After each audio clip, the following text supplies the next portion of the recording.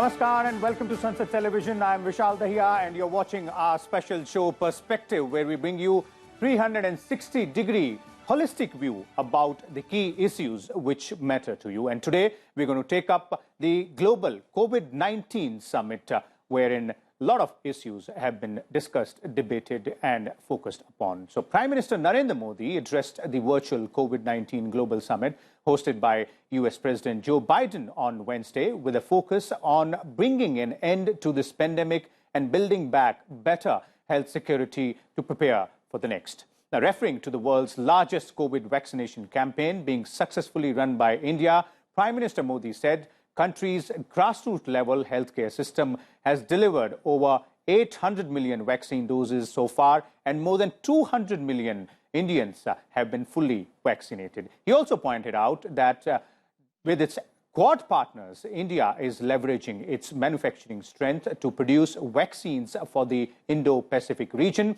And the TRIPS waiver for COVID vaccine proposed by India and South Africa together at WTO will further ensure rapid scaling up of the fight against the pandemic. Now, Prime Minister Narendra Modi also stressed on the need to ensure mutual recognition of vaccine certificates in order to address the pandemic-related economic effects. Urging everyone to work together to defeat the COVID-19 pandemic, US President Joe Biden, who hosted this summit, also announced his country's commitment to buying another 500 million doses of Pfizer to donate to low and middle-income countries around the world, thus taking their total contribution and commitment to over 1.1 billion vaccines to be donated. In his address at the summit, the UN Secretary General urged for a global vaccination policy and also double vaccine production and ensure 2.3 billion doses for equitable distribution through COVAX to reach 40% of the people of all countries by the end of this year and 70% in the first half of 2022 as per the WHO's recommendations. Now, incidentally, this year's general debate at UNGA is also focused on COVID-19 pandemic, with its theme being building resilience through hope, recovering from COVID-19, rebuild sustainability, respond to the needs of the planet, respect the rights of the people, and revitalize the United Nations. So in today's show, we will discuss and analyze various aspects of this issue, including some questions we'll try and answer, such as how has India handled the COVID pandemic domestically? What has been India's role in tackling the global challenges which have been posed by this particular pandemic? Also, how to ensure equitable distribution of COVID vaccine globally, and how to facilitate economic recovery post-COVID pandemic. And the last one, how to streamline international travel through mutual recognition of vaccine certificates. And for more on this, we're joined by two distinguished experts. Let me first introduce them to you. Beginning with, we have with us Ms. Urvashi Prasad. She is Director of Development Monitoring and Evaluation Office at Niti Ayog. We're also joined by former Ambassador Prabhu Dayal. Welcome both of you to Sansad Television. Let me first begin with you, Urvashi.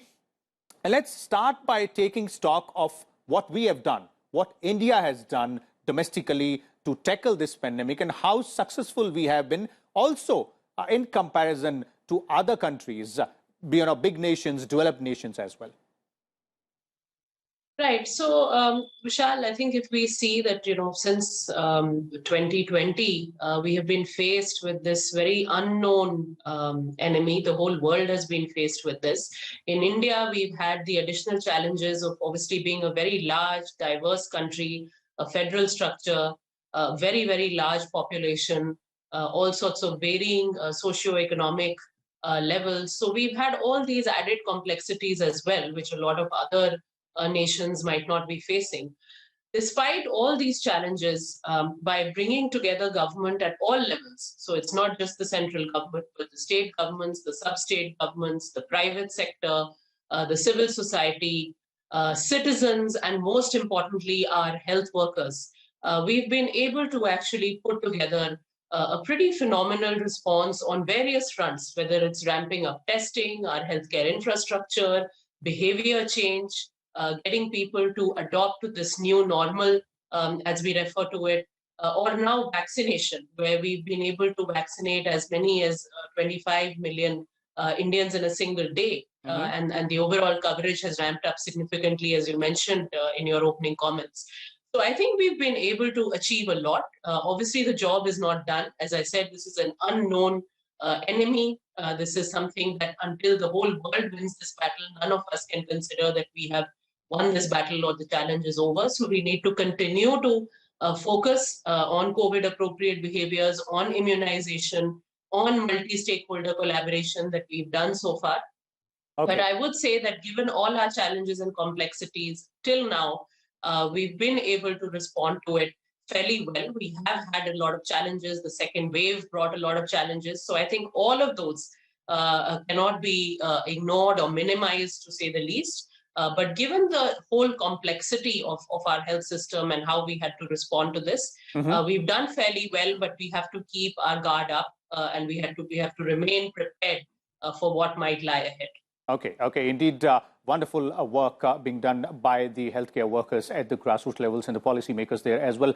Mr. Dayal, from your perspective, if you have to understand the work done by India to tackle this pandemic vis-a-vis the global scenario, because there are so many, developed nations, they have much better healthcare system. They're considered to be spending a lot more money in terms of development of vaccines as well. But looks like overall the assessment has been that India has done wonderfully well. Yes, there is general agreement on this fact that India has done much better than many countries which are regarded as developed countries. And I think it is to the credit of government that it took the pains to make the vaccination program so successful. I think our vaccination program was well conceived and well executed, and you see the results. By comparison, I think there are very few countries which can claim to have had this sort of success. I do not see any at all.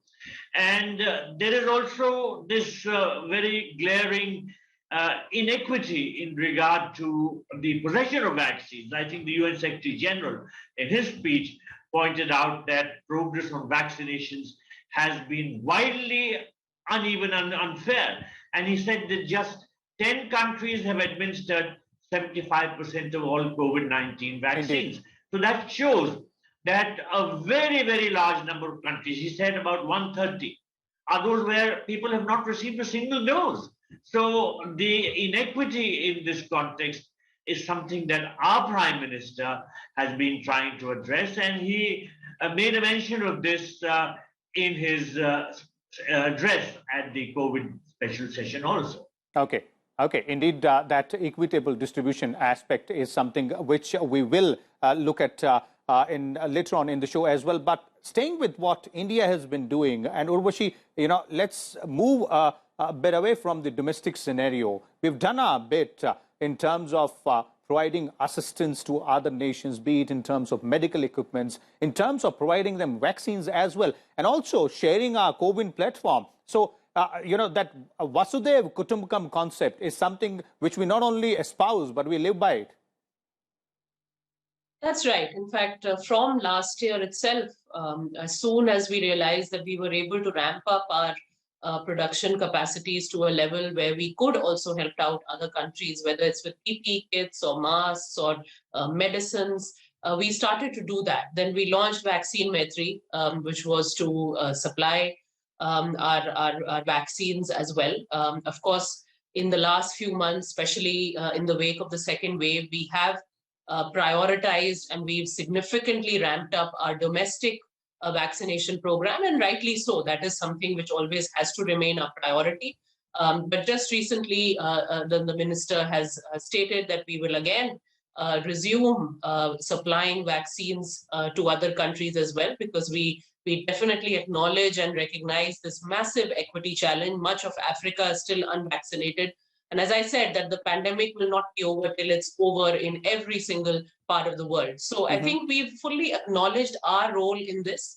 The COVID platform, as you mentioned, as well as any other kind of digital technologies, we've made them open source. and also the know-how of just manufacturing, of supplying, of distributing. We have so much know-how around this because we need to do this in a country of our size and scale and diversity. So we also continue to share that know-how, which is equally critical as are the actual vaccines. Okay, indeed, those information, that know-how which you're talking about is equally critical as making other steps against taking other steps against the COVID pandemic.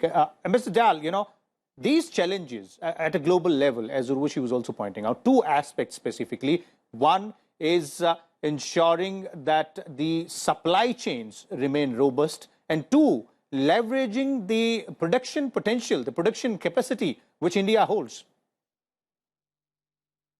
Well, India's production capability and capacity has been recognized by our partners. And I would like to recall that following the March virtual summit of Quad, it was decided that the US and Japan would finance the production of vaccines in India, and that Australia would help with the distribution to needy countries. Now, earlier on, you referred to the theme of Vasudev Kutumbakam, which Prime Minister has emphasized. Now, Prime Minister again made it a point to explain this to the world community in his address at the COVID summit, when he said that India has always seen humanity as one family. And India's vaccine diplomacy was a result of this approach that we have to the rest of the world. Because otherwise, we wouldn't have really gone out of our way to reach these vaccines to needy countries. And it's really commendable that we shared our vaccine production with 95 other countries and also with UN peacekeepers. So it's very, very well said and well communicated to the world, both in terms of speech and action, that India believes that humanity is one family. Another related issue, Ambassador Dayal, now that we are at it, is the TRIPS waiver, which has been proposed by India and South Africa at the WTO. That will further, boost the global ecosystem of production of vaccine and making that equitable distribution a reality. You're absolutely right. If this waiver is granted, then the distribution of vaccines and the production would become much easier. But there are stumbling blocks, and that is why it hasn't come through till now. There are hitches at every stage which are somehow encountered. But I think we have to struggle to overcome these because the welfare of humanity is at stake.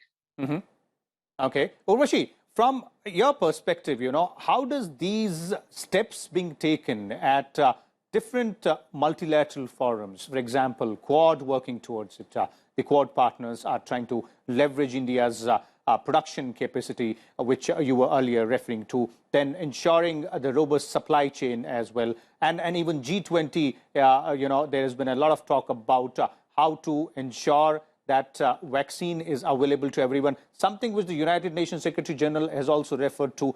How do you think these steps being taken or these decisions being taken at these multilateral forums will eventually help, or what should be done to ensure that they are actually translated into action and then results? Right. So, yes, I think, in this, it's really very critical that the developed nations as well, step up, because as I said, this is something that no one country can address on its own. This truly needs, whether it's developed, whether it's developing, all the nations, all the powers have to come together. And the quicker that we can come to some of these decisions, whether it's the TRIPS waiver or other sort of facilitating decisions, it would really help. Because, if we look at our India's ability to manufacture, India's ability to supply vaccines, our inherent ability is tremendous, but we do rely on those global supply chains. We do need those raw materials to flow in easily. So the quicker that some of those decisions can take place and can really help to facilitate the action that we are committed to, Under Quad, we have said that, we can produce up to 1 billion doses by 2022. And certainly we have the capacity, we have the know-how, but we need that support. We need that global support. We need the raw materials to come in. We need that flow of materials to become much easier. So I think it's really important that we focus on facilitating some of these decisions. And of course, there it's a very collective responsibility. It's not just about one country or the other, but it is a collective responsibility. So I think the UN, the GA, the forum, the statement by the General Secretary is really important because it highlights why some of these decisions need to be taken very, very quickly and urgently. Indeed, it has to be collective responsibility by everyone. But Mr. Dayal, would you agree with what Urvashi is pointing out there, that developed nations will have to step up their efforts? Although we heard US President Joe Biden making that commitment of additional vaccine doses, taking the total commitment of United States to 1.1 billion doses, but that seemingly will not be enough. Well, the Prime Minister made an appeal, directly or indirectly, to other countries. He said that India is ramping up the production capacity of existing vaccines, thereby indicating that others should also do so. Because he went on to say that as newer Indian vaccines get developed, we will also be ramping up capacity of existing vaccines so that as our production base expands, we will be able to supply vaccines to others too. So there was an indirect suggestion to other countries that this is what they should be doing. They should be increasing their own production and thus helping other countries too. I think it was a very, very well-made suggestion. Okay, indeed. And the UN Secretary General's remark there clearly put things in perspective, wherein he gave those numbers, those figures vis-a-vis the vaccination drive globally, and how we are a little far away from that equitable distribution, achieving that target as well. But let's move on to another aspect of this COVID pandemic and the challenges which have been posed globally. One most important and the biggest is the economic challenges. The economic recovery aspect, Ambassador Dayal, let me start with you. How do you see not only us, but also the entire world moving towards that recovery path? And what more needs to be done now that the entire world leadership is there to talk about it, to discuss? What do you think should be done in terms of decisions taken and putting them into action? Well, the Prime Minister in his address at the Global Summit very clearly stated that the world needs to focus on addressing the pandemic's economic effects, because these have been devastating in terms of what they have done to the global economy and the entire system. And he pointed out that international travel should be made easier and through the mutual recognition of vaccination certificates. Because unfortunately, the vaccination certificates are running into some sort of a controversy. As we all know, the United Kingdom recently put certain restrictions on Indians because they are not recognizing our vaccination certificates. So why? When we are manufacturing vaccines under license from their own company, AstraZeneca, and then they say that that vaccine, if it is administered, is not good enough. Later on, they say, no, the problem is not with the vaccine, it's with the vaccination certificate.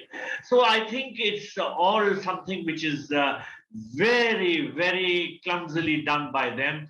And I think our government is engaged in sorting this problem out. As the Prime Minister said, unless international travel becomes easier and unless steps are taken to facilitate international travel, the difficulties which are being encountered for reviving the global economy will continue to be there. How do you revive the economy if even travel is not permitted? The travel sector per se has been very, very badly hit itself. Indeed. And so have other sectors, because people are not allowed to travel and take part in business-related activities. Okay, definitely. That is a very, very important aspect. And Urvashi, I'd like to seek your views there on the issue of these mutual recognition of vaccine certificates. Now, that's a hurdle which needs to be cleared. Issues around it needs to be resolved as quickly as possible. Yes, absolutely. And I think we need a very clear system around this. And I think the government is it's working on this because, of course, we faced this issue with UK, but it could come up in other cases as well. So this is something that we definitely need to address. I think on our vaccines, there is no doubt that these have followed all the international practices, the norms, whether it's in terms of the actual vaccine, the research and development that's happened here in case of our indigenous vaccines, or whether it's the actual production. So I think there's really no scope for any sort of doubt or debate there that whether these should be recognized or not. Even the actual certificate generation process is very much streamlined through COVID. It's all digitally done. It's done in a very transparent way. So I think we have the answers to all these questions. Now it's a matter of ensuring that we iron out any of these issues that we are facing with UK or in case with any other countries, and make sure that we have a very clear mechanism so that the sort of additional bottlenecks that we face on this, which really don't have a strong scientific basis or otherwise, these don't come up. Okay, indeed, this is an issue where a clear mechanism needs to be put in place to clear those hurdles, those bottlenecks which we face so far, and more so can come in the future as well. But staying on the economic recovery part and the effects of the pandemic on the economic health of not only the nation, the individuals, but also world over, globally, Urvashi, from your point of view, what do you think are the major challenges and what needs to be done on the ground by all nations together? Right. So again, there's a huge interdependence, of course, when we look at the economy as well. So there are a lot of issues that need to be addressed at a broader level. But in India, of course, as most people would know, we had launched the Atmanirbhar Bharat initiative last year, in fact, soon after the pandemic hit. And there's been a whole slew of initiatives that have been announced under this under this package, and we can continue to also revisit the situation, because if we see the initial set of interventions were very much linked to the immediate distress, immediate challenges being faced by migrant workers and other such constituencies. We have gradually expanded it much more to say that we would want to look at all sectors of the economy, formal and informal. We look at specific disadvantaged groups or groups that have perhaps suffered disproportionately, like women or other kinds of labor, migrant workers, etc.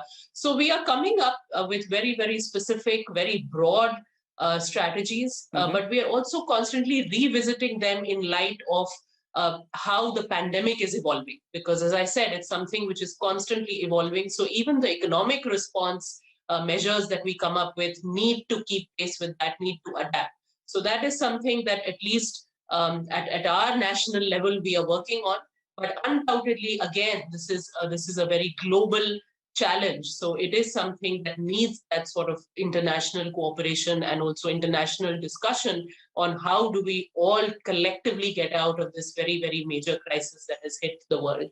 Indeed, and this is a very, very tough adversity when we're talking about the COVID-19 pandemic. There, quick concluding comment from you, Ambassador Dayal, in terms of what we need to do, and by we I don't mean just India or maybe our neighborhood, but the world as a whole, not only to deal with this pandemic, but also be prepared for the next one.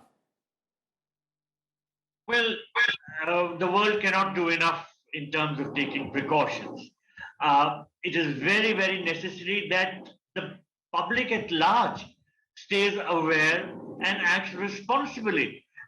I must frankly tell you that I'm horrified when I now go to the local markets and I find a number of young people just roaming around without masks as if everything is back to normal. And I chide them and I tell them that aren't they afraid of getting infected from somebody else? So the level of, awareness or the awareness to take the proper steps, this somehow seems to be missing. As regards taking up issues internationally, to sort out any problems that are arising. I think our government has shown firmness because I understand that in regard to what the British were doing, we threatened retaliation, and that is how they seem to be coming down. I expect that the difficulties which have come up in that regard will be ironed out, and our External Affairs Minister has recently met the British Foreign Secretary and raised this issue. Indeed. So all told, all these things are those where a lot of work needs to be done, and we have to stay very focused. Definitely. There is a lot of work which needs to be done. There are a lot of challenges, but we have always found our way around those challenges. We have tackled them in the past as well, and we're confident that we can do that. Thank you so much, Mr. Prabhu Dayal, as well as Urvashi, for sharing your views and inputs. As our experts were pointing out, these are the main key issues when we're talking about the COVID-19 pandemic and the global challenges, what the global leadership is thinking about, how India has tackled this pandemic domestically, and what India has done for not only its neighbors, but other nations also around the globe in terms of giving them help and providing them with vaccines as well. There are indeed challenges, as we have heard, and those challenges will need to be tackled by the global leadership in terms of policy decisions. But we as individuals will also